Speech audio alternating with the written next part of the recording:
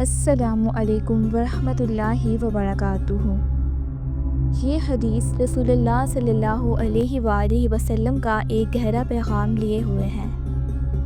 روایت ہے عباس ابن عبد المطلب سے، فرماتے ہیں کہ فرمایا نبی صلی اللہ علیہ وآلہ وسلم نے، اس نے ایمان کا مزہ چکھ لیا جو اللہ کے رب ہونے، اسلام کے دین ہونے، محمد صلی اللہ علیہ وآلہ وسلم کے نبی ہونے سے راضی ہو گیا۔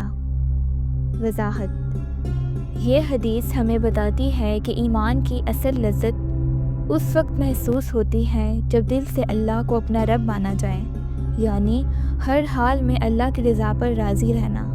اسلام کے دین ہونے پر راضی ہونے کا مطلب یہ ہے کہ انسان خوشی سے اس کے احکام کو قبول کرے اور کسی حکم کو بوجھ نہ سمجھے، اور رسول اللہ صلی اللہ علیہ وآلہ وسلم کی نبوت پر راضی ہونے کا مطلب یہ ہے کہ آپ صلی اللہ علیہ وآلہ وسلم کی سنتوں کو اپنایا جائے، آپ سے محبت کی جائے اور آپ صلی اللہ علیہ وآلہ وسلم سے جڑی ہر چیز کو دل سے عزیز رکھا جائے۔